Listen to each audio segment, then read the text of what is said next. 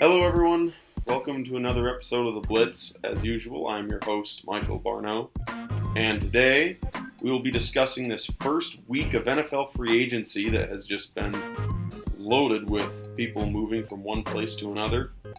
And with me today again on the show is my brother, Francois Barnaud, who has been taking in the sights and sounds of this first week of action. Francois, welcome back onto the show. Thanks for having me. The first thing we want to talk about today is the biggest trade, so we'll have to talk about it immediately, is Tom Brady accepting a contract to go to the Tampa Bay Buccaneers. He ended all the speculation with a post to Instagram and to all social media, really, where he told the whole world he wasn't going to the Patriots, or he wasn't going to return to the Patriots, and then it was reported by Adam Schefter less than a day later that he would be signing with the Tampa Bay Buccaneers. Now, before we talk more about this, I always knew that Tom Brady was going to want to play for a better coach, and that is why in my earlier predictions, I actually did not consider the fact that Tom Brady would likely not want to play for a guy in San Diego, which was one of my favorites for him to go to, in Anthony Lynn, who is not a proven championship caliber coach in the NFL. Francois, what do you make of Tom Brady's signing, and were you surprised when it happened? I don't know. I guess I was kind of surprised. A little bit surprised when the Buccaneers kind of came up, and then when you started thinking about it, it made a lot of sense because they have a really good coach, and Bruce Arians, one of the best coaches in the league, one of the most experienced coaches in the league, and probably the best weapons in the NFL, which is something Tom Brady has never had his whole career, outside of maybe the season when he had Randy Moss. So it makes a lot of sense. And I think for a guy that's at his stage in his career, if he was going to go somewhere, he wanted to have the weapons to help him out, and I think he chose a good spot. Well, I'll tell you, I can't believe I didn't consider the Buccaneers for a long time because the roster is so good. It is that appealing to him as a quarterback. If you look at the Tampa Bay Buccaneers, Jameis Winston actually made that team look worse than it was. The Buccaneers were, most people don't know this, the number one defense against the run last season. They struggled mightily against the pass. But on offense is the bigger story, where they have, like you said, the best receiving core, or one of the best receiving cores in the NFL. You got Chris Godwin, Mike Evans, O.J. Howard at tight end. There's a great deal of talent on the Buccaneers offense, and there's quite a bit of young faces on defense with guys like Levante David and the rookie from LSU. Oh, what was his name? Escapes me right now. Devin White had a great rookie season in the NFL for them. So they have a lot of good talent on defense, and they are much better than people think. Like I said, I think that the Buccaneers are going to be obviously on everyone's radar now, but they have a lot of pieces on the roster, and I think that is part of the reason why Brady chose them, in addition to Bruce Arians, over his other potential suitors for his talents. But the thing is that a lot of people don't know about the whole situation with the Chargers, and ultimately I think the reason why he didn't go to the Chargers was just because the coach and then the offensive line woes were just too much for him to overcome in that regard. Yeah, I think the coach had a lot to do with his decision. I don't think he was going to go somewhere where he didn't feel confident the coach was a Super Bowl coach, and I think that's why the Buccaneers came in late, but I think that's why, if you have been thinking clearly, they were a pretty good option all along, because Bruce Arians is a Super Bowl caliber coach. He's won Super Bowls as an offensive coordinator.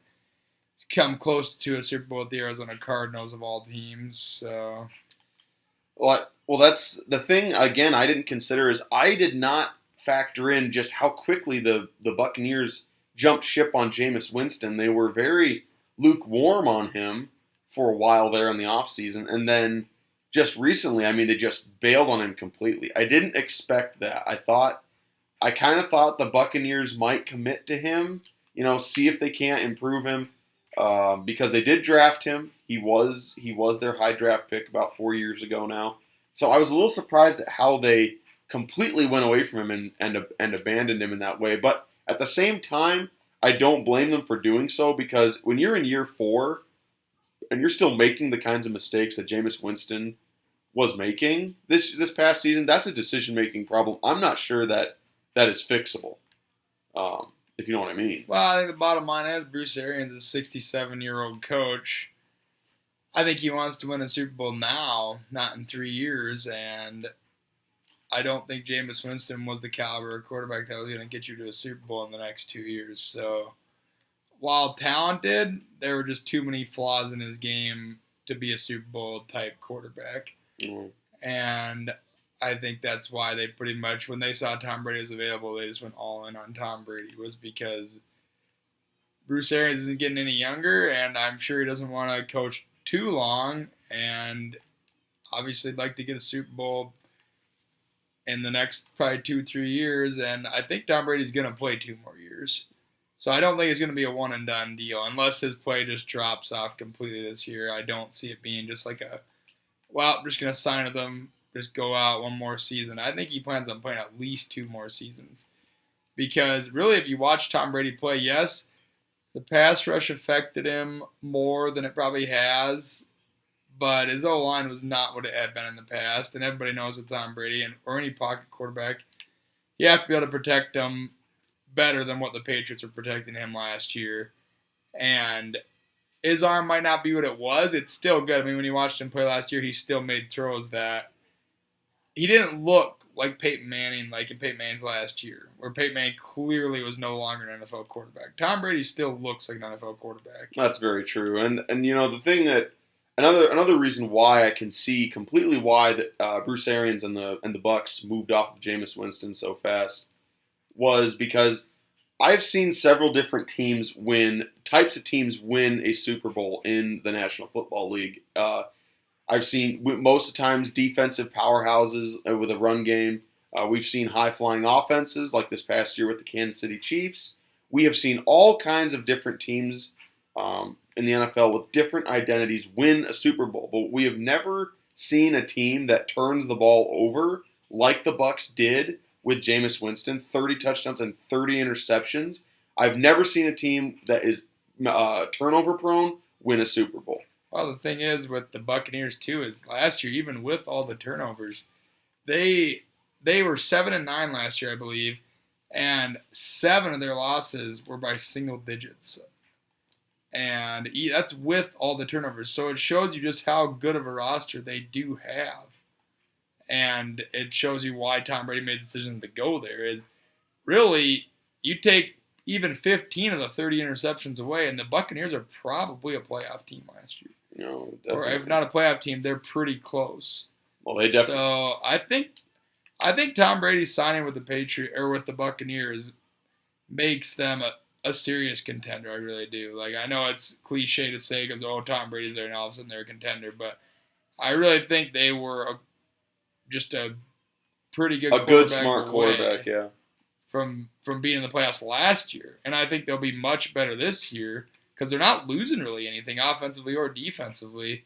They're just adding Tom Brady, the best quarterback of all time. So I think it injects a lot of life into Tampa Bay, and I think it puts them right in the conversation of being a Super Bowl contender in the NFC. Yeah, I actually look for the same thing. And it would be hard to say, like, I call them my most improved team. Well, that I think goes without saying. They'll be much better in 2020 than they were in 2019.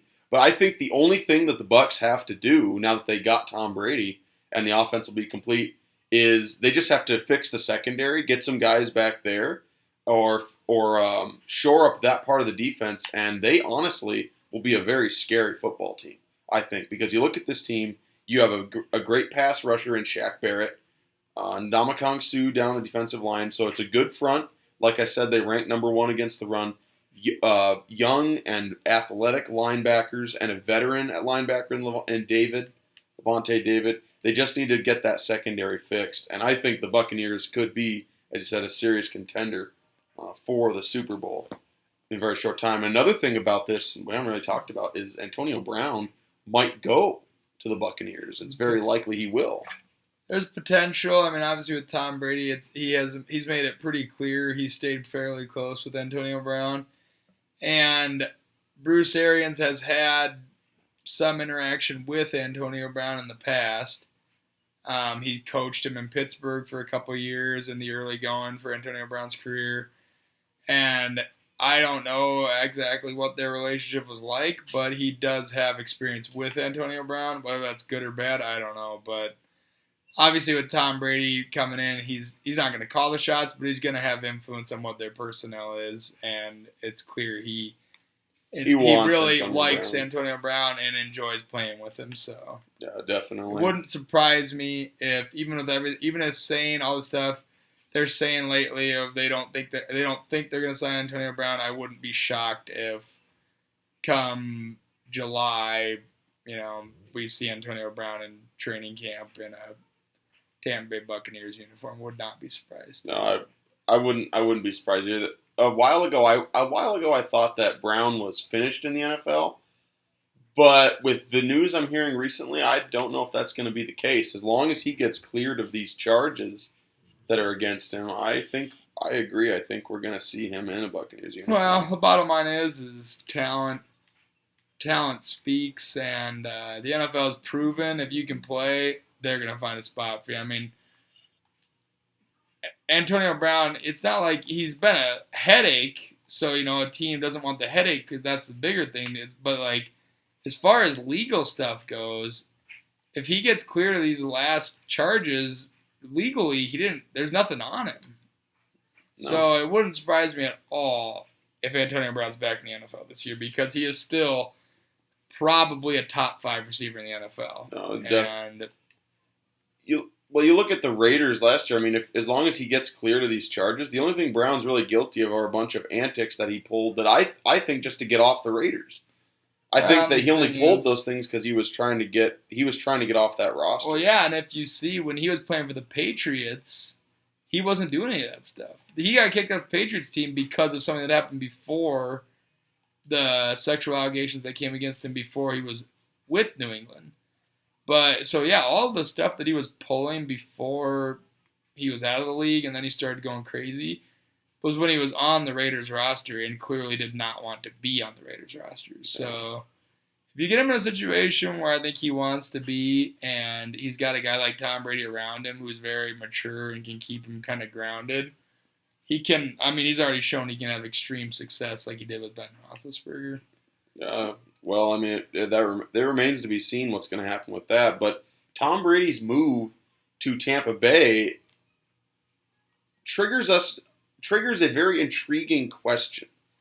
Tom Brady's move to Tampa Bay triggers a very intriguing question, and that is, where do the Patriots go from here? As it currently stands, Jarrett Stidham is the starter now that Brady is gone.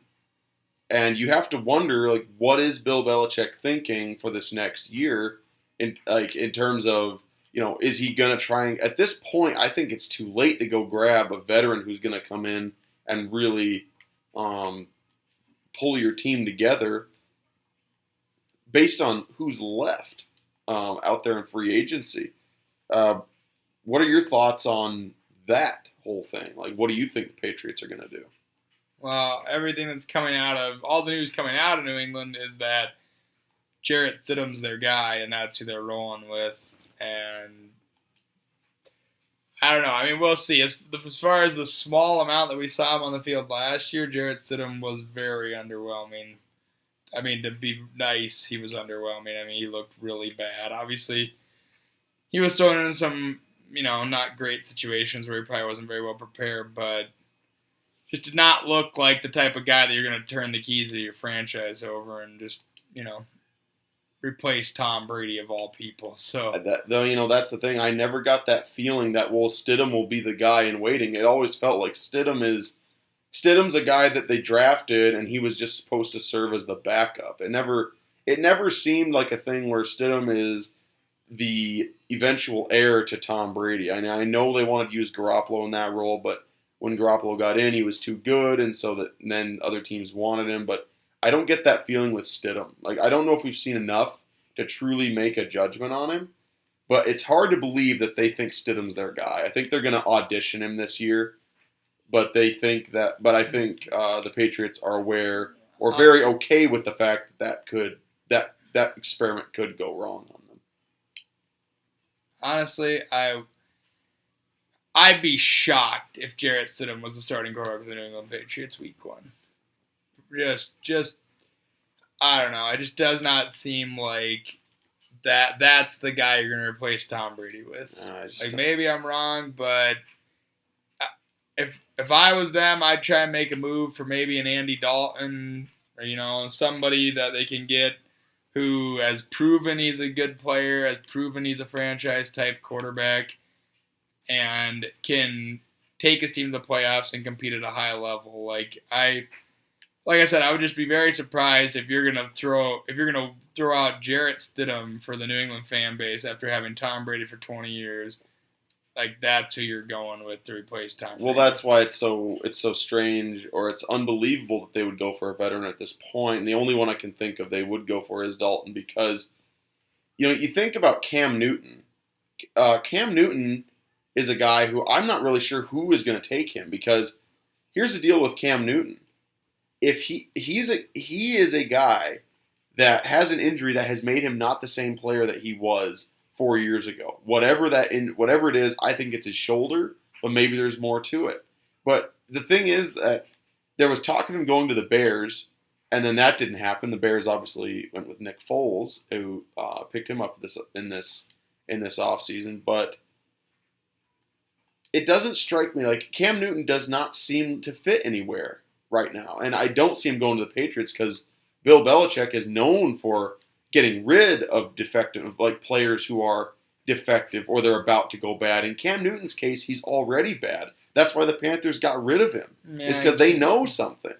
I can't see that. I can't see Cam Newton going to New England. I don't see it either. But one thing I will say that has been floated around that could be an interesting potential, has some potential to it, I would say, is Matt Stafford to New England.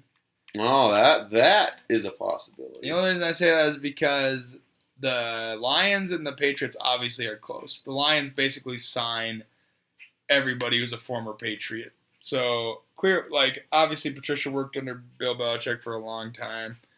And there's been rumors that they're trying to move off of Stafford all summer, and they're going to go try to get Tua in the draft. And if they did find a way to do that, it wouldn't surprise me if New England was one of the teams who would really look into getting a guy like Matt Stafford, because Matt Stafford, if he can stay healthy, is a top-tier quarterback. He is. Bottom line is he just hasn't been able to stay healthy his whole career. We talked about in our last episode together. We talked about Stafford's ability and how the Lions didn't win a game without him in the lineup. Right, that's what I mean. People, they're quick to jump off of Stafford.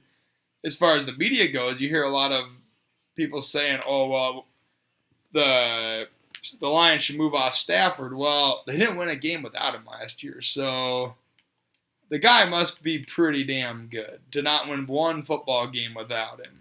I mean, they played 12 games without him, so to not win one, I don't know. I personally think you'd be crazy to move off Stafford, but if they did, I think New England would be big players. Well, it would change. It would change the game if he came available.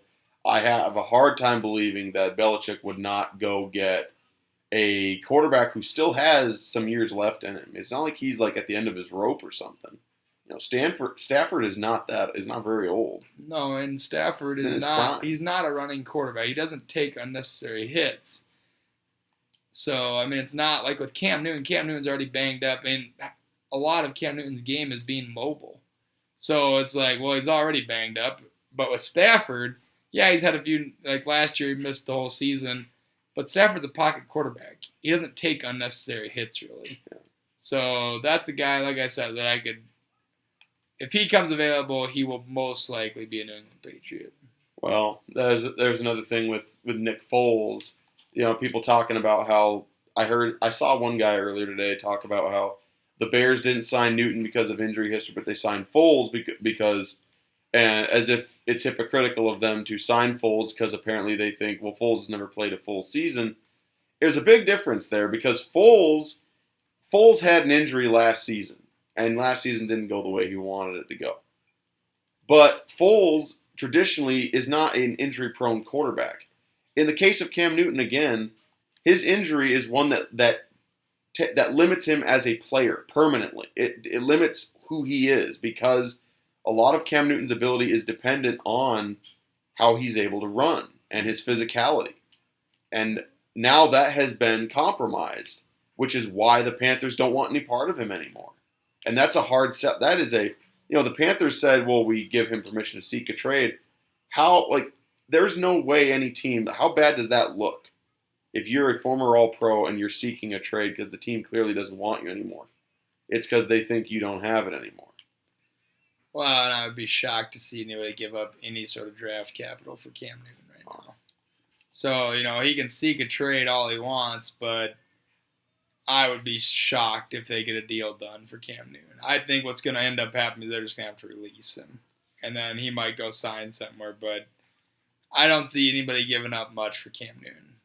Cam Newton, from 2 years ago, yes. But Cam Newton that we've seen the last 2 seasons, no. I mean, he's a shell of what he was when he was an NFL MVP. He's just not the same guy. Too banged up. He's got too many injuries. I mean, I'm a Cam Newton fan, so I really do hope Cam, he gets healthy this year and he is back to the same old Cam Newton. But just based on what I've seen the last 2 years, Cam Newton is not the Cam Newton everybody knew. No, and I think that's going to be really difficult for him to. It's going to be really difficult for him to find a suitor in free agency because you look at it, Cam Newton's also not a prototypical NFL quarterback. You can't just plug him into most offenses and it works. You have to design the offense to fit his skill set, and most teams just aren't designing their offenses that way. Yes, there's more mobility in the league, but if there is one team I could see taking Cam Newton in free agency, it could potentially be the Chargers if they don't draft a quarterback. Now because the Chargers have settled on Tyrod Taylor. They say they're going with Taylor. I don't know how much of that I buy. I really believe that if they are going with Taylor in Los Angeles, and if they're going to say he's the guy this year, it's strictly as a stopgap player, and they're going to draft a quarterback. If they don't go get someone like Cam Newton and take a chance that he can reclaim his earlier career field. Take a chance that Cam Newton could be the guy that he was several years ago. But I think that's the most likely landing spot. What do you think would be his most likely landing spot? Tough to say. Really, a lot of teams have kind of shored up their quarterback position this offseason. That's the tough part. A lot of teams have kind of cleaned that up, so there's not a lot of teams really looking for a guy like Cam Newton, like a franchise-type guy. But obviously the Chargers, if they don't draft a guy, maybe, but I think they are going to draft a guy. Colts are out of the picture. They got Rivers. Buccaneers are out of the picture. I mean, really, if you look at it, the Patriots, they need a guy, but... Well, the team is Miami, maybe. Yeah, I don't think so, though, because I think Miami's pretty set on going after a rookie quarterback this year, and I think they've already got their guy, and Ryan Fitzpatrick, he's kind of their guy that's going to be the gap quarterback. So really, to be honest with you, it's just not a good market for a quarterback to be a free agent right now. I would hate to be... Because, there's still guys like Jameis Winston out there who don't have a team. Right. And Cam Newton's seeking a trade, but I mean, there's still some decent quarterbacks out there that don't even have a team right now. Well, let's go over the best of what's left. Of what's left, what would you say the best is? Let's say Stafford's not on the market. Who do you think is the best of the rest? If Cam Newton, if he is healthy, it's Cam Newton, no doubt. But if it's Cam Newton from last year, yeah, but you got to figure if he was healthy, the Panthers would have held on to him. Yeah, I know that's the thing with him is nobody really knows what's going on there. But honestly, I would say the safest bet and probably the best you're going to get out of a guy with very little risk is Andy Dalton. You know exactly what you're going to get out of him. And I mean, yeah, he's not a home run hitter or nothing like that, but he is a solid starting quarterback in the NFL. He's not gonna lose games for you. He's not a poor decision maker, and I mean, doesn't have the strongest arm ever. But if you plug him into a good system with playmakers around him, he can be a very successful quarterback. So I think safest bet for guys left, Andy Dalton's probably the route. Like I said, if the Patriots go get a guy, that's probably who they would go get.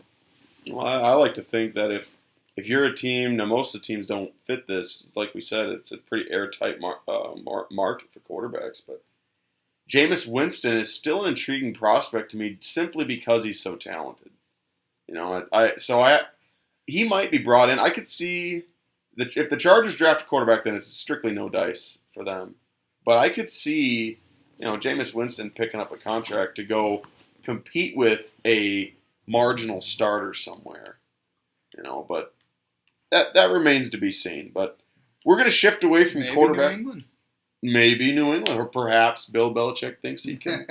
Perhaps Bill Belichick thinks he can fix him. I don't know. But we're going to shift away from quarterbacks now. We're going to talk about this recent blockbuster and very surprising trade. Came up. I mean, it happened super fast. Like just like that, we figured out the Texans were no longer interested. That the Texans were shopping this guy, and then lo and behold, like a day later, a trade happens. That was when DeAndre Hopkins. See, I almost said Anthony Hopkins. See, like DeAndre Hopkins gets traded to Arizona for David Johnson of the Cardinals, and there were some draft picks in there for the Texans, or no, excuse me, for the Cardinals. Because actually it was for the Texans, because they gave up a lot, obviously. In the current market, Hopkins is worth a heck of a lot more than David Johnson. But the reality for this situation still is that the Texans needed more punch from their running game. And I think Johnson has potential to do that for them. They obviously weren't happy with Carlos Hyde from this past season, and it was obvious in watching them. Like the run game is not good enough to truly take a lot of pressure off of Deshaun Watson. But it's still a very intriguing trade. Now I know that Bill O'Brien's getting blasted for this right now, and everyone is saying they need to fire Bill O'Brien. He can't have control over general managing. And to be fair, I'm not a Bill O'Brien fan, but I will say that I don't hate this trade because they do get a lot for it. It's a deep wide receiver draft. They're likely the Texans are likely thinking that it's a deep class, receiver class this year that they could potentially replace Hopkins with a high draft pick this year, and instead of the other theory which you floated about Hopkins was unhappy, thought he might hold out. And so the Texans decided to forego the headache. Would that be a correct summary of what you thought it would be? Well, I think that is what happened. I think Bill O'Brien pretty much said this is what DeAndre Hopkins basically said this is what I want and this is what I'll play for. It was $18 to $20 million a year. And I pretty much think he basically told him I'm not going to play for anything less than that. And they clearly were not willing to pay him that. So they just decided, well, let's just save everybody the headache in the fall because we've seen this thing going on lately with star players sitting out. I mean, Le'Veon Bell missed a whole season. And I think a big part of this trade was they didn't feel confident that he was even going to be on the field for him in the fall. So they just decided to pull the trigger and get what they could get out of him. Now, do I agree with the trade? Do I love the trade? No. DeAndre Hopkins is a top 3 receiver in the NFL, and you got a guy who might be a top 10 running back when healthy.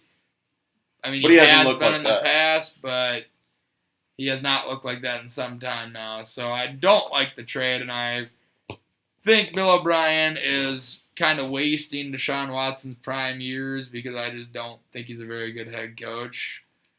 I mean, I don't think his team responds to him well, and I think this is just another thing that he did that he's just losing the Houston Texans team, I think, and wouldn't surprise me if the whole thing unravels on him this season and he gets fired. Because decisions like that one, like trading DeAndre Hopkins, those are decisions that if the season starts going south, and those are decisions that get you fired.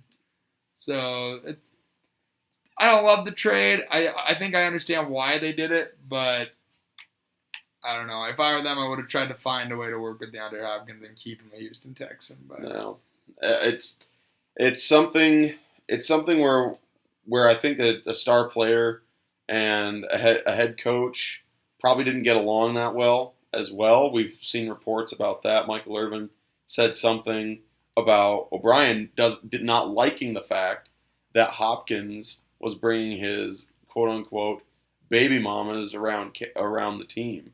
Didn't like all the mothers of his children coming around, and so I think there was some of that going on too. There was probably some tension, and I think Bill O'Brien didn't like his influence on the team.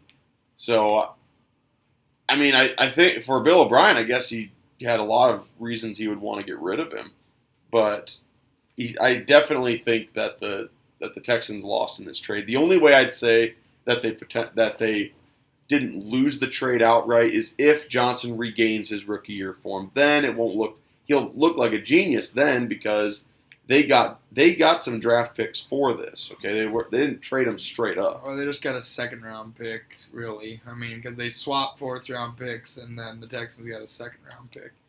So I mean, they got something out of it, and who knows? Maybe that second round pick will turn out to be another really good receiver. Who knows? But well, I think that's what they're banking on. The bottom line is you don't just find DeAndre Hopkins every year in the draft. So and that's something that he's going to have to wrestle with. But really, I mean, this is kind of the make or break year for Bill O'Brien. He is, I would say, he is on a hot seat right now. I would say so. Last year when they lost in the second round of the playoffs to the Chiefs, they won a playoff game, and there were still people calling for his head.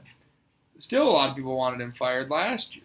Well, I think a lot of people understood that the Bills last season were a very flawed playoff team. It's not like anyone really gave him a ton of credit for beating a Bills team that was very limited on offense and was, quite frankly, a wild card is the ceiling for that team, Bills team. And it really, it kind of, there was a moment in that second round game when they were playing the Chiefs. They got out to that hot start.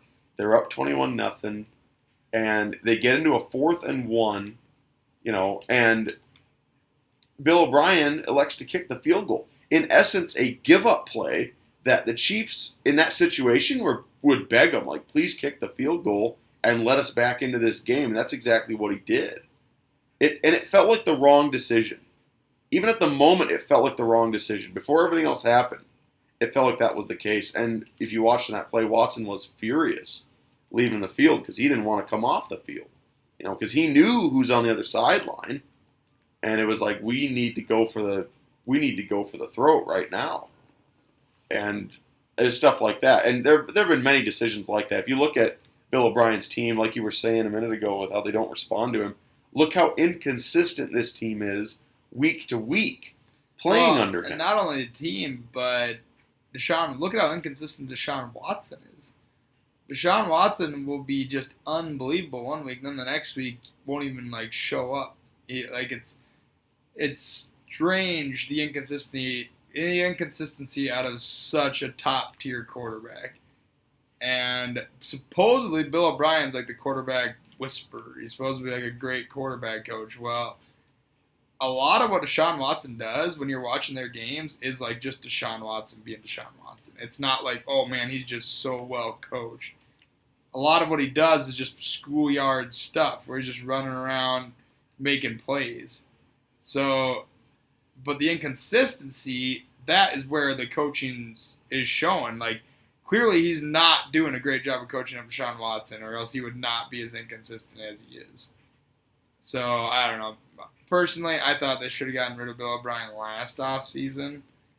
I don't think he's a good fit for Deshaun Watson. I don't think he loves how Deshaun Watson plays the game. Like, as far as running around and doing all that stuff, I think he wants more of like a quarterback that stands there. And I mean, you look at all of Bill O'Brien's quarterbacks throughout the years, that's the kind of guy he's always liked. When he was at Penn State, that's the type of quarterback he always had. Like, those are the kind of quarterbacks he wants to coach. And it just seems it's a very good point. Him and Deshaun Watson just aren't a good mesh. Like, they don't mesh well. Deshaun Watson, I think, could use a new head coach. Somebody who fits his personality and his playing style a lot better. Well, Sean Salisbury, who does radio right there in Houston, has been pounding the table for a while now, wanting the Texans to get rid of Bill O'Brien. I don't know. I don't know many people. I don't know many Bill O'Brien fans right now. He doesn't seem to have anyone really pulling for him, and that's a result of how the team has played. You know, it's not like he got this. It's not like he's getting this this criticism for no good reason, and people are just picking on him. You know, fans are the ultimate truth tellers. You know, like they'll tell you the truth of how you're really doing. Well, and the bottom line is he has had some success, but he has also had a loaded team a lot. I mean, he's got Deshaun Watson, DeAndre Hopkins. He had the best receiving core in the NFL last year. I mean, if you look at it, top to bottom, Will Fuller, Kenny Stills, DeAndre Hopkins. I mean, defensively, they've always had a good defense. Like, every year he's there, they've always been a pretty good defense. And so the success, that's one thing, but every time you get to the playoffs, they lose first game. And now this year they won a game, but then they get to the second round of the playoffs, and they get out-coached like crazy after jumping up 24-0. I mean, they just collapse. So, I don't know. We'll see. Well, with him, it's going to be a storyline to watch going into this season. What are the Texans going to do with Bill O'Brien? Does he jump over the hump?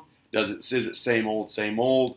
If it is, he'll get fired. But anyway, I don't think that I don't know that that's going to happen. But anyway, we're going to transition now to something that, and this is an odd subject.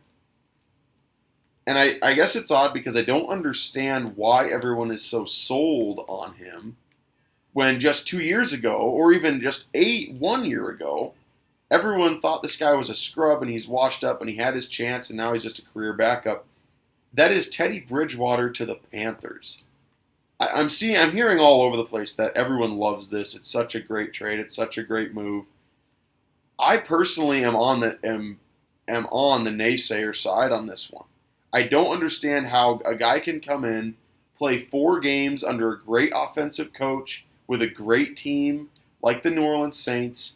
He comes in, he performs admirably, they go 4-0, and now everyone's saying, oh, he's a franchise quarterback again. To me, it's way too small of a sample size. Let's remember that Teddy Bridgewater, just a couple years ago, was the guy who wasn't good enough for the Vikings to keep him. And he wasn't good enough to play for the Saints, and they got him as a backup.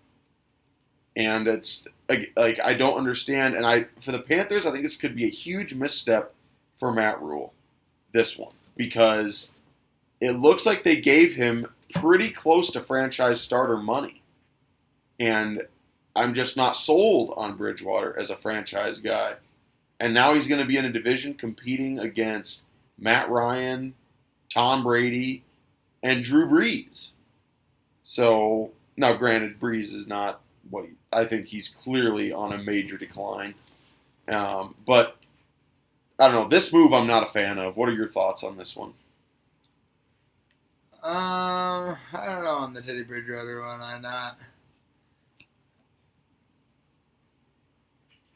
I don't love it because I don't know. Teddy Bridgewater, to me, is just a backup quarterback, like you said. He'll come in, he'll get you some wins. He's a good guy. You'll never have any issues with him. But I don't think he's the type of guy that he's just gonna take you to the next level. Like last year, they were a quarterback away from going, making some real noise. But do I think they were a Teddy Bridgewater away from making noise? No. I think they were like a real franchise quarterback away from being a contender. But to me, Teddy Bridgewater, he's not the guy that's just gonna all of a sudden put you over the top. For the Buccaneers signing Tom Brady, you sign Tom Brady, that's gonna put you over the top. You sign Teddy Bridgewater, it might get you maybe 2 more wins. He's not going to just completely change your team, in my opinion. I don't see that happening for him this year. Well, I don't see game changer talent when I watch Bridgewater play. That's not what I see. I don't see a guy who week in, week out is going to do that. Again, the team he was playing for was the New Orleans Saints. Sean Payton's your head coach. The defense for the Saints is very improved. He knew that in those games with the Saints, he wasn't going to have to go out there and do much. That will not be the case with the Panthers. He has Christian McCaffrey, and that's pretty much it on offense. Defensively, they were horrendous against the run last year. I don't expect them to be a very good defense this year. He is not. He is going to be asked to win and do a lot more for them to win this next season, and I just don't see it. I mean, of the veteran quarterbacks who were out there, he was probably the best of the rest. Let's say he was available during that segment. I would probably have put him at the top as the safest bet, just ahead of Andy Dalton. I would have just taken my chances with Cam and drafted a quarterback myself, but well, if that's what you're gonna do was go Teddy Bridgewater, I would have just taken my chances with Cam Newton coming back and being healthy, and then go get a first-round quarterback, and draft a guy that you like.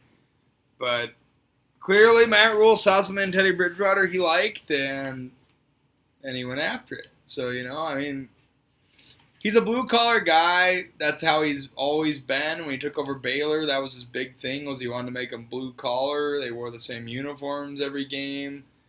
They went away from being all the flashy, bunch of different uniforms, high-flying offense. So, maybe Teddy Bridgewater is right up his alley. Blue-collar guy, works really hard. Not the super talented guy, but he's smart, good decision-maker. He fits Matt Rule well, so I can understand it from that standpoint, but I still don't understand if you're really going to if that's what you're going to hook your cart to as Matt Rule, your career's going to die with Teddy Bridgewater. I live or die by him. I think he's going to not have a very long NFL career if that's what he's going to try and do. Well, I think this is a strange situation because in the case of the Panthers hiring Matt Rule, I can't picture a coach who was available who better fit the Panthers' mantra. You know that mantra, keep pounding? Yeah. That is Matt Rule as a head coach. That is what his teams are. They're physical. They want to run the ball. They play good defense. I like Matt Rule as a coach. I think he could be a great NFL coach. I really do, with how he does things. That remains to be seen. But I am not a fan of how things started out, and I am seriously concerned for Rule's future in the NFL with this pick. Because if this goes belly up, which I think it's going to, if this goes belly up on them, it'd be a really tough start to Rule's NFL career as a head coach. Now, if he is that good as a coach, it's possible he could get it done. We've seen teams. Look at the 49ers back when Alex Smith was their quarterback. Not a great quarterback, not a great franchise quarterback, but he was good enough and they got enough right around him that they were able to put together a Super Bowl run. So I'm not ruling out that couldn't happen with Rule because he's the exact same type of coach Jim Harbaugh was with the 49ers all those years ago. But I just don't see it. Bridgewater is a failed NFL quarterback. At least he was. He did get hurt, but he was clearly his recovery didn't do enough to convince the Vikings that he should be the guy moving forward, and they moved off him. So I'm always nervous for a guy who was dropped. Teddy was in New York. He was in New York with the Jets, and they didn't even feel good enough about starting him. They traded him to the Saints. Yeah. So these are all pretty damning things to me. Like, I don't know. I think, it's like it is every year. A backup quarterback comes in, has a little bit of success. Somebody goes and takes a shot on him, thinks he's going to take him to some crazy season, because he went undefeated as the Saints starting quarterback. Kind of like when Matt Castle came in and threw or not Matt Castle. Matt Castle. Well, Matt Castle, too. He was another one. But like when Matt Flynn came in and threw for like 500 yards for the Packers, and the Seahawks went and signed Matt Flynn to a huge deal thinking Matt Flynn was going to be the answer. Got beat out by Russell Wilson, never started a game for him. Yeah. So I think this will likely be just the latest in that series of events. I don't see how it doesn't. I really don't. So I'm not a big fan of the Bridgewater to the Panthers trade. I think that he's in a really tough division. He will be the worst quarterback in that division, and I think it's going to be hard for Rule to overcome that. So I'm predicting tough times in Carolina. Let's move on to the last quarterback I want to talk about before we end that segment. Phillip Rivers was picked up by the Colts on a 1-year deal. This one was the one that a lot of us kind of knew was coming. I think he has history with Frank Reich, is it? He has history. I think he has history with him. He has history with Frank Reich, and I think the biggest reason why he went to the Colts is he goes, thank God I've got an offensive line again. Like that, I think that's the biggest thing for him. If you're going to have an old, rickety quarterback like Rivers or Brady or Drew Brees, these guys who aren't mobile, they can't get away, you have to have a solid offensive line. And I think this is a great marriage between the two. Rivers gets a great offensive line to play behind. And he has a great run game. He's got a number one who's hurt all the time, but he is a great number one in T.Y. Hilton. I think Rivers could have a good year this year for the Colts. I really think that this was two teams, two groups that needed each other. The Colts needed a quarterback. They were a quarterback away from making some serious noise, and Rivers needed an offensive line and a team that can contend right now to go win a Super Bowl. I think the Colts fall into that category. Sure was. That's me right now. I know. So the last thing we're going to talk about on the segment here for this week to wrap up the first bit of free agency, last thing I thought was worth talking about is Todd Gurley getting released by the Rams. What are your thoughts on this? I think it was a no-brainer. Anybody who watched Todd Gurley play last year could tell he wasn't the same back. And Sean McVay's offense needs somebody who can produce, at a fairly heavy workload. He loves running the football. Almost all of their passing game is built off of play action. And Todd Gurley was about half of what he was before. He wasn't even close to the same back. Couldn't make anybody miss in the open field. The explosion wasn't there. No explosiveness. It's clear that knee, the nerve damage and stuff going on that knee, has clearly done a toll on Todd Gurley. And, I feel bad for him. Obviously not that bad because he still made $40 million in the last 2 years. But he's not the same guy. And it was a no-brainer for the Rams. I'm sure they tried to shop him a little bit. I'm sure nobody wanted him because, anybody who's knows anything about football could watch Todd Gurley play last year and know that that's not the same guy that played 2 seasons ago. Not even close. When they made their Super Bowl run, so. What I think is crazy about that is it was a year and a half ago we were talking about Todd Gurley as the best running back in the NFL.